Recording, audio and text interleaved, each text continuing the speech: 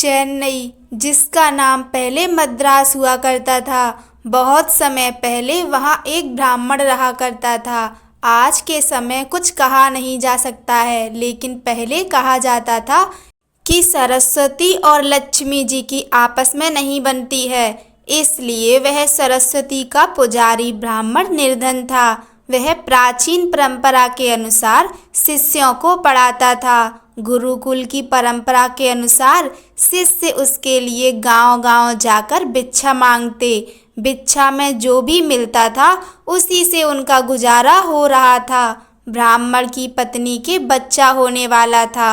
ऐसे में ब्राह्मण की पत्नी को चिंता होने लगी कि उसकी संतान का पालन पोषण इतनी गरीबी में कैसे होगा। इसी बात को लेकर वो अक्सर ब्राह्मण को उसकी गरीबी के लिए ताने मारने लगी। वह कहती, ना जाने मुझे किन कर्मों की सजा मिली है, जो मेरा विवाह मेरे पिता ने एक कंगाल से कर दिया। ब्राह्मण को ये बात अच्छी ना लगी। ताने सुन सुनकर वह परेशान हो चुका था। फिर एक दिन उसने एक फैसला लिया और अपने सबसे प्रिय और सूझवान शिष्य को बुलाकर सारी जिम्मेदारी उसे दे दी। इसके बाद 4-5 महीने में लौटने का आश्वासन देकर धन कमाने राजधानी चला गया। ब्राह्मण के जाने के बाद वह शिष्य अपनी सारी जिम्मेदारियां ईमानदारी के साथ निभाने लगा। आसपास के गांव के लोगों को जब ब्राह्मण के जाने का पता चला तो सब लोगों ने मिलकर ब्राह्मण के यहाँ अनाज और ज़रूरत का बाकी सामान भिजवा दिया। आश्रम में बाकी शिष्यों को वह शिक्षा देने लगा। इस तरह सब कुछ सही रास्ते पर चलने लगा। एक रात को ब्राह्मणी ने पुत्र को जन्म दिया। दरवाजे के पास खड़े शिष्य को जब यह पता चला तो उसने सोचा कि आगे क्या क्या करना है। इस बारे में गांव के बुजुर्गों से सलाह ले लेनी चाहिए।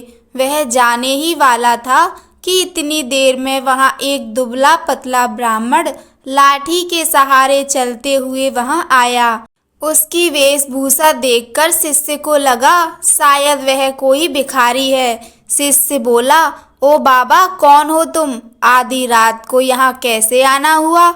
अभी ये मत पूछो कौन हूँ मैं, मुझे कुछ काम है, बस तुम मुझे अंदर जा लेने दो। उस दुबले पतले ब्राह्मण ने जवाब दिया, ऐसे कैसे जा लेने दो, कम से कम अपना परिचय तो दीजिए। और भला आप इस स्थिति में एक असहाय स्त्री के पास कैसे जा सकते हैं आप? शिष्य दरवाजे पर रास्ता रोके हुए खड़ा था। ब्राह्मण ने हंसते हुए जवाब दिया, तो सुनो, मैं विधाता हूँ, सबका भाग्य लिखने वाला। आज यहाँ बच्चा पैदा हुआ है तो बस उसी का भाग्य लिखने चला आया। भाग्य लिखने वाले को कौन रोक सका है भला? इतना कहते हुए वह ब्राह्मण हंसते हुए शिष्य को हटा अंदर चला गया। जब वह बाहर आया तो उस शिष्य ने उत्सुकतावश पूछा, महाराज, फिर क्या लिखा आपने मेरे गुरु भाई के भाग्य में? आज तक विधाता ने किसी को बताया है क्या कि उन्होंने किसके भाग्य में क्या लिखा है? परंतु शिष्य भी उन्हें ऐसे नहीं जाने देने वाला था। पीछा ना छोड़ते देख ब्राह्मण विवश होकर बोला, यही जानना चाहते हो ना कि क्या लिखा है? तो मैंने ये लिखा है कि ये लड़का हमेशा निर्धन ही रहेगा। इसके पास घर में एक गाय और एक बोरा अनाज के अलावा कुछ भी नहीं रहेगा। कितना भी परिश्रम कर ले यह धन नहीं कमा पाएगा। इतना कहते ही वह ब्राह्मण वहां से चलता बना। शिष्य को उसके इस व्यवहार पर बहुत गुस्सा आया, परंतु वह ब्राह्मण अब जा चुका था, इसलिए कुछ किया नहीं जा सकता था। कुछ महीने बाद गुरुकुल का ब्राह्मण लौट आया। आकर जब उसने देखा कि सब कुछ व्यवस्थित ढंग से चल रहा है तो उसे बड़ी प्रसन्नता हुई। अपने साथ वह काफी धन कमाकर लाया था। अब उसे किसी बात की कोई चिंता ना थी, इसलिए उसका जीवन अब हंसी खुशी गुजरने लगा। लेकिन यह खुशी ज़्यादा दिन तक ना टिक सकी। सब धन खत्म हो गया और कमाई का और कोई साधन ना होने से एक बार फिर गरीबी आ गई। अब ब्राह्मण का परिवार 2 साल पहले वाली हालत में आ गया था। इस बार फिर ब्राह्मणी को बच्चा होने वाला था। ऐसे में जब ब्राह्मण ने शिष्य से अपनी स्थिति के बारे में विचार विमर्श किया तो शिष्य ने उसे फिर से राजधानी जाने की सलाह दी। ब्राह्मण पहले की तरह अपनी सारी जिम्मेदारी अपने उसी बुद्धिमान शिष्य के कंधों पर छोड़ राजधानी चला गया। सब कुछ वैसे ही चलने लगा जैसे पहले चलता था। फिर से गांव के लोग अनाज व जरूरी सामान दे गए। समय आने पर ब्राह्मणी की कोख से एक कन्या ने जन्म लिया। जब शिष्य को इस बात की खबर हुई तो वह अपनी गुरु बहन को देखने के लिए गया, लेकिन उसके पहुंचने से पहले ही वहां वही दुबला पतला ब्राह्मण पहुंच गया था जो खुद को विधाता बताता था। उसे देखकर शिष्य को गुस्सा तो बहुत आया, परंतु वह कर भी क्या सकता था। जब वह ब्राह्मण बाहर निकले तो शिष्य ने पूछा, कहो महाराज, आप कौन सा चक्रव्यूह रच कर आए हो? अरे भाई, गुस्सा क्यों होते हो? मैं तो यहाँ बस अपना काम करने आया था। सबका अपना काम है, मेरा ये काम है, इसमें मैं क्या कर सकता हूँ? चेहरे पर व्यंग्यात्मक मुस्कान लिए ब्राह्मण ने कहा। अच्छा महाराज, ठीक है, मगर बताओ तो सही, आखिर मेरी गुरु बहन के भाग्य में क्या लिखा है आपने? इस लड़की का विवाह नहीं होगा। हाँ, लेकिन इसे देखने वाले बहुत आएंगे, फिर भी ये सारा जीवन कुंवारी ही रहेगी। इतना सुनते ही शिष्य को गुस्सा आ गया और उसने गुस्से में उस ब्राह्मण को वहां से भाग जाने के लिए कहा। ब्राह्मण पहले की ही भांति मुस्कुराकर चला गया, लेकिन उस शिष्य के मन को अशांति दे गया। वह सोच में पड़ गया कि अगर ये सच में विधाता था तो उसके गुरु भाई और गुरु बहन का भविष्य क्या होगा, कैसे कटेगा उनका जीवन। खैर, धीरे धीरे समय बीतने लगा। 1 साल, 2 साल, 3 साल करते करते कई साल बीत गए। शिष्य का गुरु यानी कि ब्राह्मण वापस नहीं आया। राजधानी से जितने व्यक्ति आते उतनी बातें बताते। कोई कहता ब्राह्मण की मृत्यु हो गई है, कोई कहता वह अपनी पत्नी से परेशान थे इसलिए संन्यास लेकर जंगलों में चले गए हैं। शिष्य ही ब्राह्मण के घर और गुरुकुल की सारी जिम्मेदारी संभाल रहा था। सबके साथ साथ उसने अपने गुरु भाई और गुरु बहन को भी शिक्षा देकर उन्हें शिक्षित किया। 18 साल बीत चुके थे। ब्राह्मणी का पुत्र 20 वर्ष का हो गया था। शिष्य को लगने लगा कि अब उसका गुरु भाई गुरुकुल की व्यवस्था संभालने लायक हो गया है। इसी विचार से अब शिष्य अपनी सारी जिम्मेदारी उसे देकर वहां से विदा लेना चाहता था। ब्राह्मणी व उसके पुत्र और पुत्री ने उस शिष्य को रोकने का बहुत प्रयास किया, मगर सब व्यर्थ था। शिष्य जब जा रहा था तब गुरु भाई उसे छोड़ने कुछ दूर तक उसके साथ गया। जब गुरु भाई आशीर्वाद लेकर वापस लौटने को हुआ तब उस शिष्य ने उससे कहा, भाई मैं जा रहा हूँ, मगर जो मैं अभी तुम्हें जो 2 बातें बताऊंगा उस बात का ध्यान रखना। पहला, कभी भी अपने घर पर अनाज से भरा हुआ बोरा और दूध देने वाली गाय मत रखना। अगर तुमने दोनों रखे तो तुम सारा जीवन निर्धन ही रहोगे।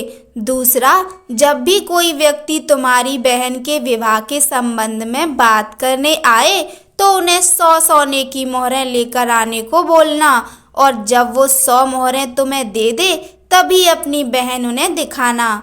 लड़के ने वैसा ही करने का वायदा उस शिष्य से किया और वापस आश्रम लौट आया। अगले ही दिन गांव के एक पुरोहित के यहाँ से एक दुधारू गाय और एक बोरा अनाज उस लड़के के घर भिजवा दिया। लड़के ने उसी समय गाय और अनाज का बोरा बेच दिया। उसके अगले दिन फिर किसी ने एक बोरा अनाज और एक दुधारू गाय भेजी। लड़के ने फिर वैसा ही किया। अब आए दिन ही गाय और अनाज के बोरे आने लगे। लड़का उन्हें अपने वायदे अनुसार बेचता गया। इससे उसका भाग्य बदल गया और जल्दी ही वह अमीर हो गया। थोड़े ही दिनों में उसकी बहन के विवाह की उम्र भी हो गई थी। विवाह के लिए कई लोग लड़के को संपर्क करने लगे। उस लड़के को अपना वायदा याद था। उसकी बहन को जो भी देखने आता वह उससे 100 स्वर्ण मुद्राएं ले लेता। इस तरह वह और भी धनी हो गया। उनका जीवन सुखमय हो गया। इसी तरह कई साल बीत गए। एक दिन उस शिष्य का मन हुआ कि क्यों ना अपने गुरु के परिवार को देख आए, देख लिया जाए कि उनका भाग्य कैसा चल रहा है। इसी विचार के साथ वह वहां चल दिया। अभी वह गांव के बाहर ही पहुंचा था कि उसे वही दुबला पतला ब्राह्मण एक गाय, एक बोरा अनाज और पोटली में मुद्राएं ले जाते हुए दिखा। शिष्य ने आवाज लगाते हुए कहा, अरे महाराज, कहाँ जा रहे हैं? ब्राह्मण ने उसकी ओर देखा और गुस्से में ऊंची आवाज में बड़बड़ाना शुरू कर दिया, आ गए जले पर नमक छिड़कने। देख लो, ये सब तुम्हारा ही किया धरा है। रोज एक दूध देने वाली गाय, एक बोरा अनाज और 100 मुद्राएं देते देते मेरी ऐसी की तैसी हो रही है। दिमाग काम नहीं करता कि तुम्हारे इस चक्रव्यूह से कैसे निकलूं। मेरा चक्रव्यूह? महाराज, आप भूल रहे हैं कि भाग्य तो आप लिखते हैं। फिर भला मैं कैसे आपको किसी भी चक्रव्यूह में फंसा सकता हूँ? शिष्य ने चुटकी लेते हुए कहा, बेटा, मैं तेरी बुद्धि से हार चुका हूँ। मेरी सहायता कर और मुझे इस झंझट से निकाल। झंझट से निकलना है तो उन दोनों की भाग्य की रेखाएं मिटा दीजिए। आप तो जानते ही हैं, ये कलयुग है। आज का इंसान स्वयं अपनी बुद्धि से अपना भाग्य बनाता है। उदाहरण आप देख ही रहे हैं। ऐसे कैसे मिटा दूं मैं भाग्य की रेखाएं? तो फिर उठाइए झंझट, मैं कुछ नहीं कर सकता। अरे नहीं बेटा, मेरा कुछ ख्याल करो। कब तक इसी काम में फंसा रहूंगा मैं भी मजबूर हूँ महाराज। अपने गुरु को वचन दिया है कि उनके परिवार का ख्याल रखूंगा। अब ऐसे में उनका साथ कैसे छोड़ दूं? वैसे भी इस दुनिया में कुछ पाने के लिए कुछ खोना ही पड़ता है। और फिर मुझे तो अपनी बहन का विवाह भी करना है। अगर आप मेरी बात मान लें तो आपको अपनी समस्या का हल मिल जाएगा। कुछ देर सोच विचार करने के बाद उस ब्राह्मण ने गाय, अनाज का बोरा और मुद्राओं की पोटली उस शिष्य को दे दी और बोले, जाओ, मिटा दी उनकी भाग्य की रेखाएं। तुम्हें उनका जैसा भी भविष्य बनाना है बना लो, मैं कोई रुकावट नहीं डालूंगा। लेकिन हाँ, मेरी एक विनती है कि इस बारे में तुम किसी को बताना नहीं तो कोई भी मेरा आदर नहीं करेगा, किसी को मेरा भय नहीं रहेगा, जिसके कारण कोई मुझे याद नहीं करेगा। इतना कहते हुए वह ब्राह्मण चला गया जो खुद को विधाता बता रहा था। तो दोस्तों, इससे ये तो सिद्ध हो गया कि आप ही हो जो अपनी बुद्धि से अपना भाग्य बदल सकते हो। यदि आप अपने लक्ष्य के लिए पूरी तरह से समर्पित हैं तो ऐसी कोई चीज़ नहीं जो आप हासिल नहीं कर सकते। हो सकता है कि हमारी परेशानियों में ही हमारी सफलता कहीं छुपी हो। ये तो हमारी मानसिकता पर निर्भर करता है कि हमारा जीवन कैसा होने वाला है। कहानी सुनने के लिए आप सभी का धन्यवाद। जय श्री राम।